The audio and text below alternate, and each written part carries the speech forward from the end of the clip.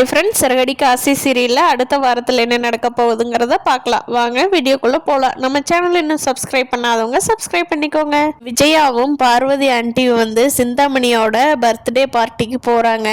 அங்கே நல்லா நீட்டாக கிளம்பி போகிறப்போ அங்கே வந்து ஒரு அம்மா இருந்துக்கிட்டு விஜயாவோட செயினை பார்த்துட்டு, அம்மா நீங்கள் போட்டிருக்கிற செயின் அப்படிங்கிறாங்க. ஆமாம்மா, இது என்னோட தான், ஓல்டு டிசைன், நல்லா இருக்கா அப்படின்னு சொல்லி விஜயா கேட்குறாங்க. அதுக்கு அந்த அம்மா, இல்லைம்மா இது என்னோட செயின் டிசைன் மாதிரியே இருக்குது அப்படிங்கிறாங்க. அதுக்கு பார்வதி, எனக்கு ஒரு உலகத்தில் ஒரு செயின் மாதிரியும் இன்னொரு செயின் இருக்காதா, எத்தனை செயின் ஒரே மாதிரி பண்ணி போடுறாங்க, இதெல்லாம் ஒரு என்னங்க சொல்கிறீங்க அப்படிங்கிறாங்க. சரி, அது உங்கள் செயின்ங்கிறதுக்கு என்ன அடையாளம் சொல்லுங்க, நான் சொல்லட்டுமா? அந்த செயினோட பின்னாடி இந்த கடை பேர் இருக்குது, நீங்கள் வேணால் திருப்பி பாருங்க அப்படின்னு சொல்கிறாங்க. அங்கே இருக்கிறவங்களாம் எங்கே பார்க்கலாம் அப்படின்னு சொல்லி அந்த செயினை கழட்டி பார்க்குறாங்க. அந்த அம்மா சொன்ன மாதிரியே அந்த கடையோட பேர் தான் இருக்குது. அதுக்கு அந்த அம்மா விஜயாட்ட கேட்குறாங்க, இந்த செயின் எப்போ வாங்கினீங்க?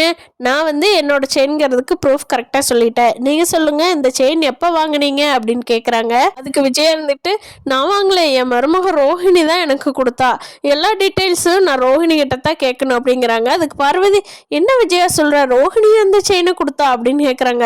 ஆமாம், எனக்கு அவள் கொடுக்குறப்பே சந்தேகமாக இருக்குது, அந்த திருட்டு வேலை பண்ணுறவ ஏதோ திருடித்தான் கொடுத்துட்டா போல என்ன ஐஸ் வைக்கிறதுக்காக, கருமாந்திரம், அதை நான் வாங்கி போட்டிருக்கிறேன் பாரு, எனக்கு அறிவு எங்கே போச்சு அப்படின்னு சொல்லி விஜயா பேசிகிட்டு இருக்காங்க. அதுக்கு அந்த அம்மா, ஏமா என்னோட செயினை கொடுங்கன்னு கேட்டால் உங்கள் ஃபேமிலி கதையெல்லாம் பேசிகிட்டு இருக்கீங்க, இருங்க வாங்க போலீஸ் ஸ்டேஷனுக்கு போகலாம், நான் ஆல்ரெடி என்னோட செயினை காணான்னு சொல்லி போலீஸில் கம்ப்ளைண்ட் கொடுத்துருக்கேன், இந்த செயினை கொண்டுட்டு போய் உங்களையும் கூட்டிகிட்டு போய் நான் காட்டணும், எல்லாமே போலீஸ்கிட்ட பதில் சொல்லிக்கிங்க அப்படின்னு சொல்லி அந்த அம்மா கூப்பிட்றாங்க. அப்புறம் சிந்தாமணி இருந்துட்டு, என்னங்க மாஸ்டர், அந்த அம்மா சொல்கிறது எல்லாமே கரெக்டாக இருக்குது, நீங்கள் பேச முடியாத நிலைமையில் இருக்கீங்களே, அப்போ இது ஒரு வேளை திருட்டு செயின் தானா? என்னங்க மாஸ்டர், உங்கள் மருமக ஒருத்தருமே சரியில்லையா அப்படின்னு கேட்டுட்ருக்காங்க.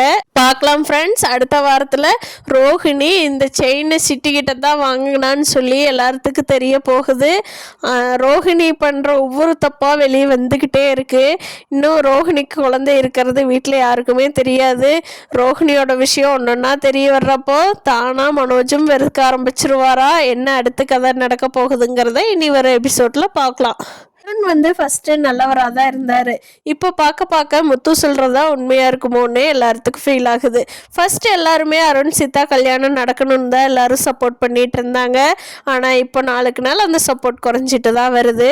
பார்க்கலாம் ஃப்ரெண்ட்ஸ், அடுத்து என்ன நடக்க போகுதுன்னு. இந்த வீடியோ பிடிச்சிருந்தா லைக் பண்ணிக்கோங்க. தேங்க்யூ.